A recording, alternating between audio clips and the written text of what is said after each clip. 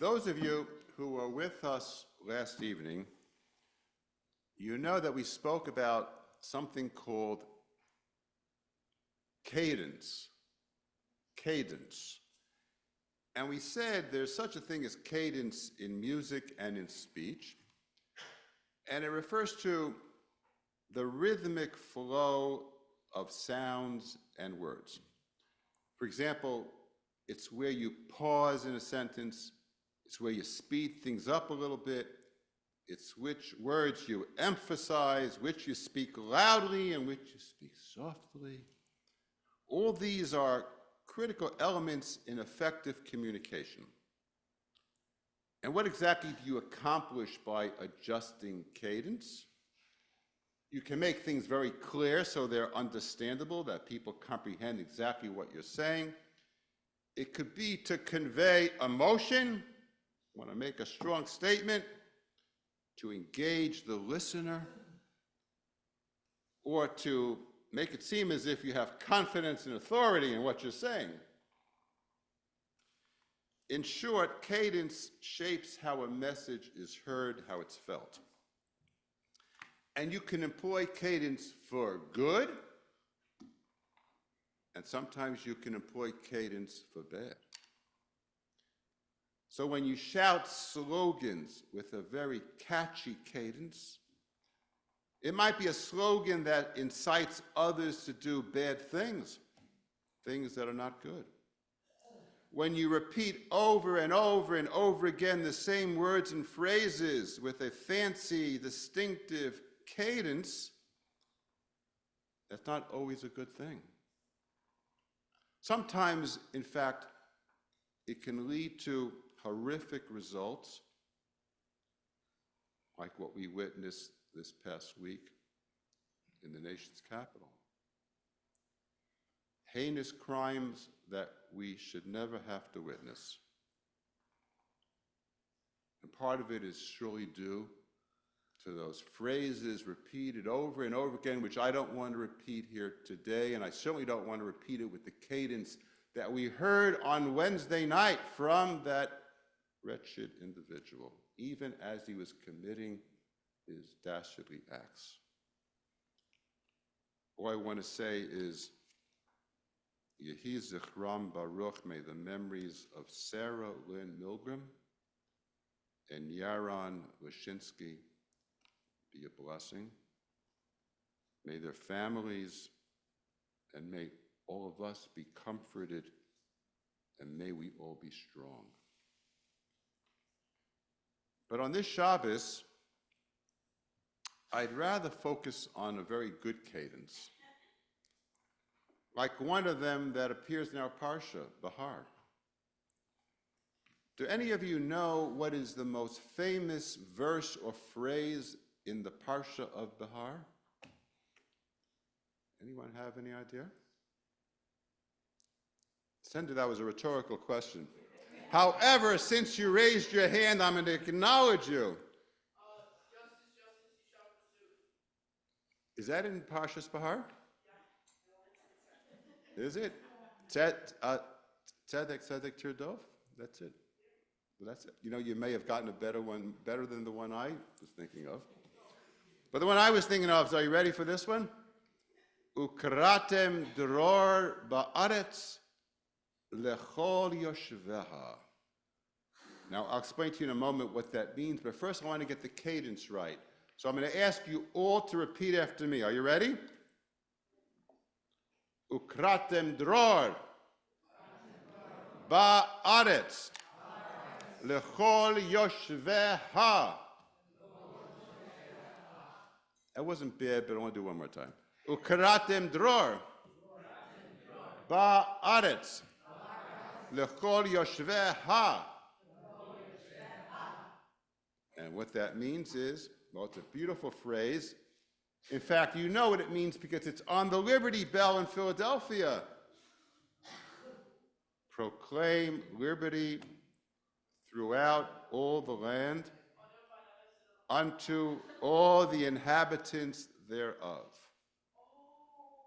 Proclaim liberty throughout the land unto all the inhabitants thereof. It's a beautiful inscription from our Torah on the Liberty Bell, and it was suggested, who was suggested that it be put on there? It wasn't a Jewish rabbi from the colonial period. It was one Isaac Norris, who happened to be a Quaker businessman and a political leader from Pennsylvania, but he also happened to be a scholar of languages, including Hebrew, a Quaker businessman and political leader. So why does the Torah bring this verse here? It's trying to tell us that we're supposed to proclaim liberty on the Jubilee year, the 50th year. And what are we proclaiming? Freedom for everybody in servitude. Freedom for all people who should live, how? With dignity and with respect.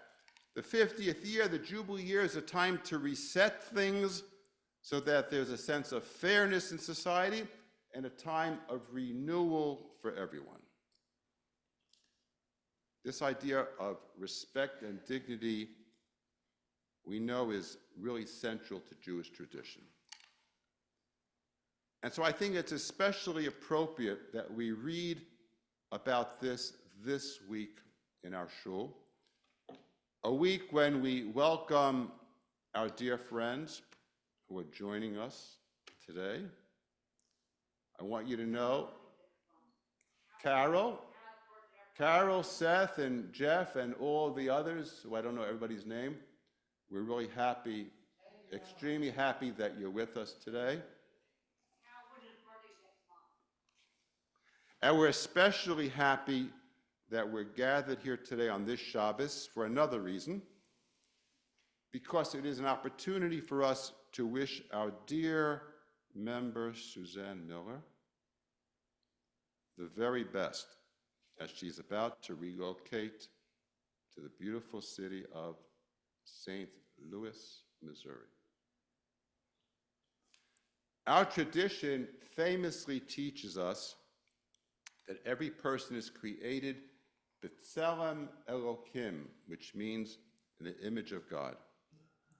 Now you should know, when the Torah says B'Tselem Elohim, it's not just a poetic metaphor, it's a sacred truth, and it is a call to action. We are commanded by that verse in the Torah to recognize and honor the divine spark in every individual. Everyone, including those whose ways of thinking, expressing, or understanding may differ just a little bit from our own.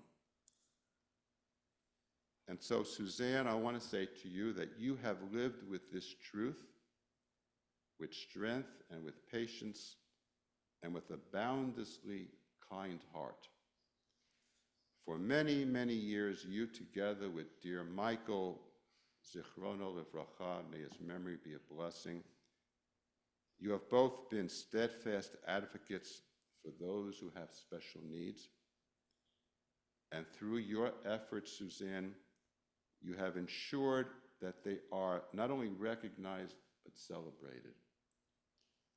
You have shown what it means to see others not through the lens of limitations, but through the lens of joy and holiness.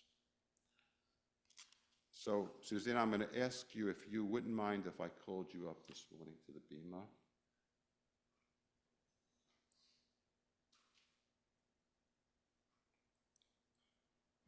And since we have one of our co-presidents here, I'd like to ask a co-president, Fern Cami, to join me.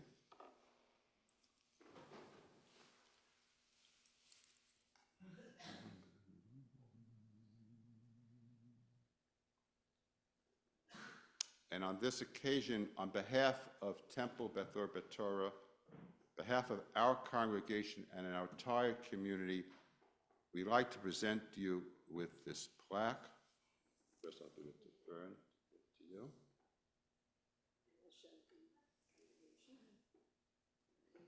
And it says, Zeh hayom asa Adonai nagila v'nismach bo. This is the day that God created.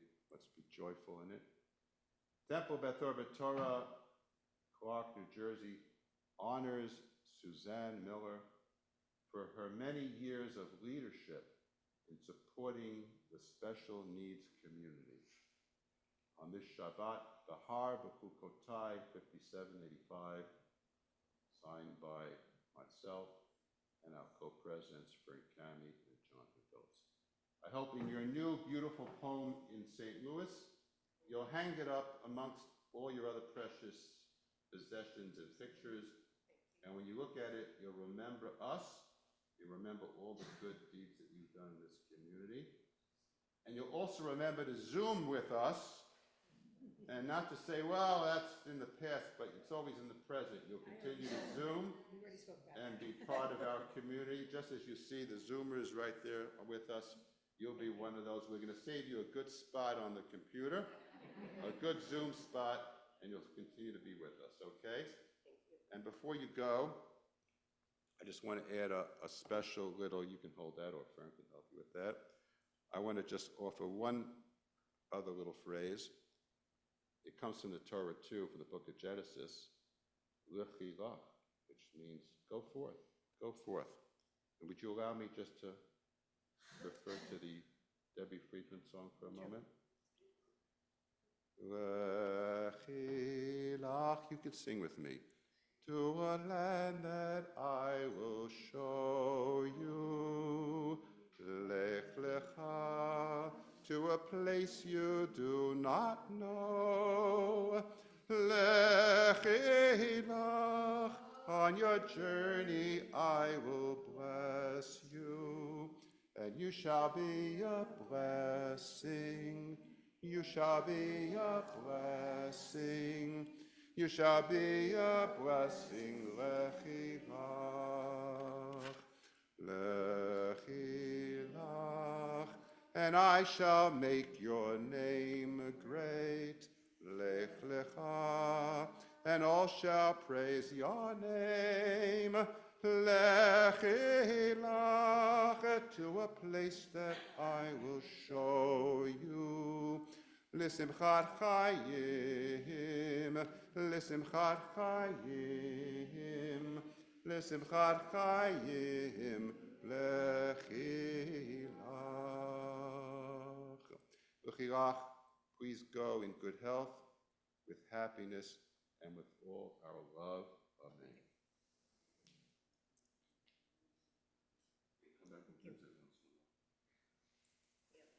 And think of us every time you look at this on your wall.